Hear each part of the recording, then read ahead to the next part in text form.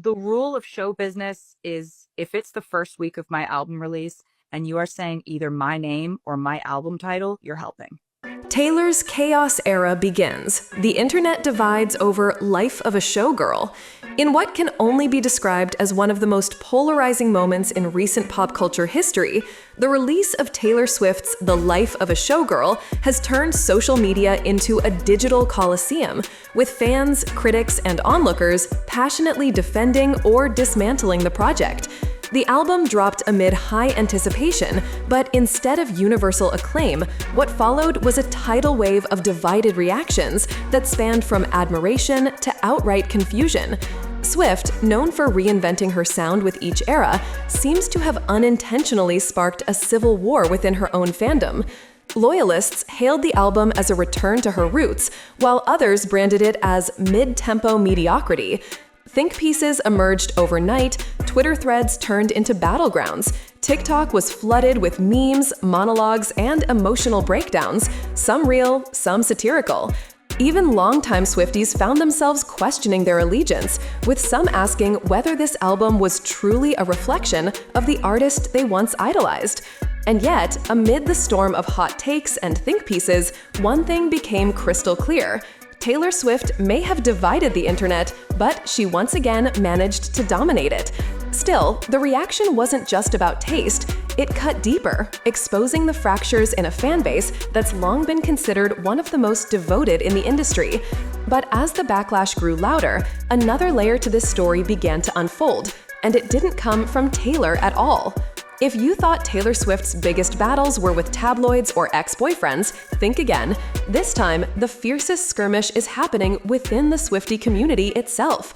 For the first time in years, fans are not just disagreeing, they're outright accusing each other of being fake fans or delusional defenders. One corner of the internet praised The Life of a Showgirl for showcasing classic Taylor, with its heartfelt lyrics and lighthearted tone. Another side dismissed it as a step backward, calling it cringe, underwritten, and a far cry from the lyrical depth seen in Folklore or Evermore. The tension exploded on TikTok, where users posted dramatic lip syncs defending the album with captions like, "You just don't get it," while others stitched in with brutal critiques, questioning whether liking an album should require 5 forced replays and a plate of emotional support cake. One user mockingly suggested using Pavlovian conditioning to trick the brain into enjoying the album. Cue the jokes about cake, forks, and Stockholm Syndrome. And then came the real question. Had the Swiftie fandom become so loyal, so intertwined with Taylor's image, that disliking her music felt like a betrayal of self? This cultural moment was no longer about an album. It was about identity, loyalty, and the pressures of public devotion. But just when it felt like the fan base was reaching a boiling point, a new voice entered the conversation, and it wasn't who anyone expected. While critics and fans clashed online over Taylor Swift's latest release, an unexpected figure stepped into the chaos with a calm, analytical tone, Charlie Puth. In a video that quickly gained traction across platforms, Puth addressed the rising accusations of musical similarities between Swift's new tracks and older hits from other artists. "There are only 12 notes in a scale," he began, laying the foundation for what he dubbed the 4-note threshold. According to Puth, it's almost inevitable that songs will share similar patterns, and that doesn't necessarily mean they're copied or plagiarized. The pop singer used examples to show how melodies can sound alike without crossing legal or ethical boundaries. His tone was neutral, even educational, but fans immediately began connecting the dots. Why was Charlie speaking out now? Was this a subtle move to defend Taylor Swift amid mounting accusations of interpolation? The theory gained even more traction when fans recalled a line from the Tortured Poets Department, Taylor's previous album, where she wrote, "We declared Charlie Puth should be a bigger artist." Was this a mutual nod of respect? A quiet alliance? As speculation swirled, attention quickly turned to a much older controversy, one that Taylor herself was involved in. It involved another young pop artist, a viral hit, and an unexpected songwriting credit that would set the internet ablaze once more. The moment Charlie Puth brought up the concept of melodic overlap, the internet didn't hesitate to resurrect the déjà vu drama involving Olivia Rodrigo. In 2021, Rodrigo faced immense pressure after fans and legal experts pointed out similarities between her hit single and Taylor Swift's Cruel Summer. The result? Taylor, Jack Antonoff, and St. Vincent were added as co-writers, despite Swift never filing a claim herself. Many fans saw this as a cautionary tale. Others, however, saw it as an injustice. Now, in 2025, Swift finds herself on the receiving end of similar accusations, as some listeners claim her Showgirl tracks echo melodies and vibes from other artists. The irony wasn't lost on Rodrigo's fanbase, who flooded social media with comparisons, memes, and accusations of hypocrisy.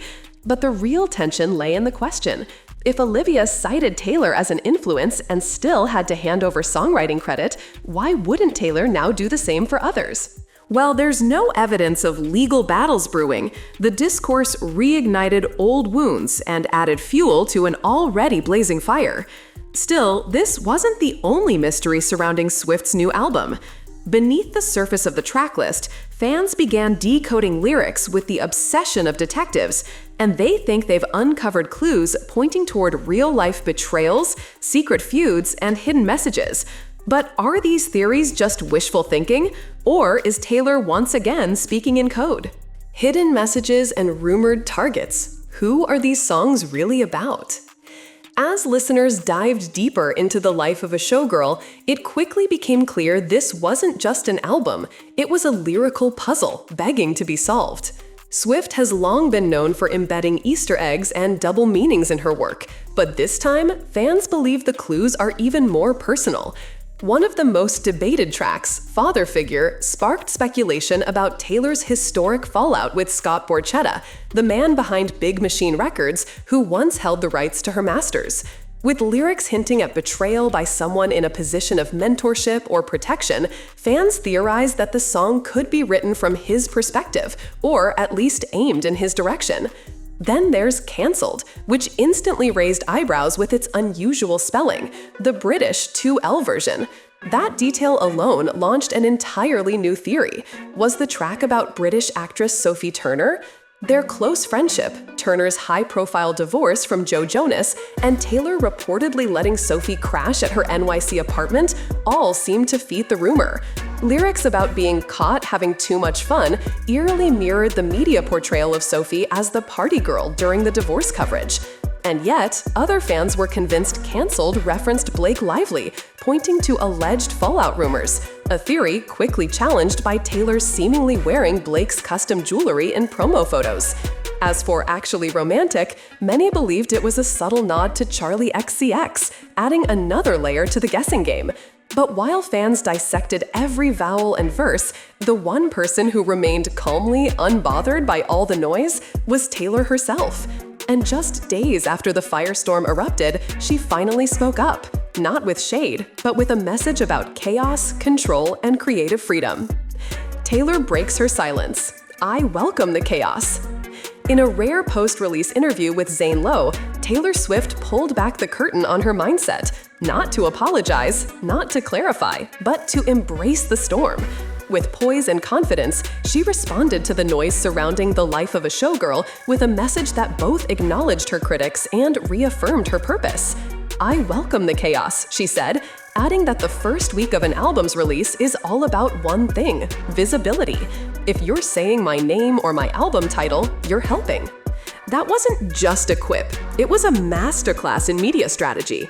Swift understands that in today's fragmented digital landscape, attention is the most valuable currency, and she has no intention of shrinking to appease everyone.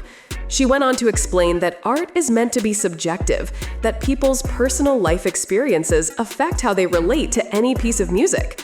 We're doing this thing for keeps, she added, emphasizing that her focus is legacy, not short-term approval. It was a striking moment of clarity amid the chaos. For those waiting for Taylor to spiral or lash out, this was a curveball. She wasn't crumbling under the pressure. If anything, she was thriving in it. Still, even with Taylor's calm demeanor, the criticism wasn't all about her lyrics or themes. A new wave of discontent was rising, and this time it had to do with the marketing of the album itself. Because for many fans, the biggest betrayal wasn't what was inside the album, it was what they thought they were being sold. When an album is titled The Life of a Showgirl, complete with sequined promo photos and hints of a glitzy Vegas-era Taylor, fans expect drama, spectacle, and high-octane pop. But instead, what many received was an introspective, mid-tempo exploration of identity, love, and vulnerability. And while that may sound beautiful on paper, for fans bracing for a sonic explosion, it felt like a bait and switch. Several listeners voiced frustration that the branding didn't match the music. TikTok was filled with skits and complaints from fans expecting something flashy in Vegas, only to be met with what they described as low-energy melancholy. Some even compared the rollout to a theater marquee promising fireworks, only to dim the lights and deliver slow jazz. Was it a case of mismatched expectations, or did Taylor pull a strategic move by luring in the masses with glam, only to drop emotional intimacy instead? Theories varied. Some believed the bait and switch was intentional, that Taylor was playing on the idea of what people think a showgirl is versus what it feels like to be one under the spotlight, offstage. Others just felt misled. Regardless, this branding mismatch didn't stop the album from dominating conversations. In fact, the confusion may have amplified the album's visibility. But while fans debated vibes and themes, a completely different kind of chaos was unfolding, one that had nothing to do with lyrics and everything to do with how fans were reacting to each other online. In perhaps the most bizarre twist of this album cycle, the internet didn't just dissect Taylor's music, it turned the fan reactions themselves into content. TikTok became the epicenter of an emotional roller coaster, where users documented their 5-step acceptance processes, created parody rituals to trick themselves into liking the album, and called each other out for either loving or hating too hard. One creator sarcastically suggested using Pavlovian conditioning, eating cake while listening to the album to create a false sense of joy. Another joked about inflicting minor pain while listening, only to feel relief when the music played. These posts were hilarious, unhinged, and oddly reflective of something deeper: the internal conflict fans feel when their idol releases something that doesn't immediately click. Some defended the album with unwavering passion. Others whispered admissions of disappointment like they were confessing a crime. The parasocial bond between artist and fan has never been stronger and never more complicated. At one point, it seemed like fans were fighting harder to convince themselves than each other. Comment sections turned into therapy groups. Meme accounts posted with captions like, "This isn't just an album drop, it's a personality crisis."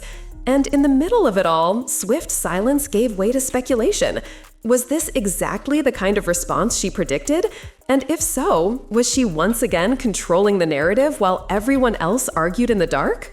For those who followed Taylor Swift's career from her country beginnings to her alt-pop experimentation, one thing becomes clear: she plays the long game. In her interview with Zane Lowe, she mentioned that her eyes are on legacy, not trends. And that comment alone may be the key to unlocking this entire chapter. Swift is not in the business of chasing universal acclaim anymore. She's building a discography designed to evolve with her audience, knowing that what feels off today may become iconic 5 years down the line. History has shown this pattern before. Reputation was once criticized for its abrasive style, only to be reappraised as a misunderstood masterpiece. Lover was deemed too soft until it became a fan favorite. Even Midnights took time to grow on listeners. In that context, The Life of a Showgirl may be less about the glitter and more about the mirror, reflecting the uncomfortable truth that fans sometimes grow apart from their idols. And Taylor seems perfectly okay with that. She knows who she is, she knows what she created, and most importantly, she knows that conversation, even if negative, fuels legacy. In a world obsessed with viral moments and instant gratification, Swift is building something slower, deeper, and, ironically, more enduring than her loudest critics realize. So where does that leave us? The Life of a Showgirl may not be universally loved, but it is undeniably talked about, analyzed, dissected, and immortalized through memes, debates, and emotional TikToks. In many ways, that is the show. Taylor Swift has turned the world into her stage, and whether the crowd is cheering or booing, the spotlight is firmly on her. And perhaps that's the point. Art isn't about making everyone happy, it's about making people feel. Whether you're obsessing over actually romantic, confused by canceled, or still trying to understand father figure, one thing is certain: Taylor Swift knows how to make noise, even in silence. As fans continue to argue, analyze, and align themselves with either team This Is Genius or team This Ain't It, the numbers keep rising, the streams keep climbing, and Taylor, she simply smiles, bows, and exits stage left, only to return in the next act. Love it or hate it, the life of a showgirl has lived up to its name. And now, it's your turn. What do you think about the album, the rumors, and the chaos? Sound off in the comments. Until next time, the spotlight never truly fades.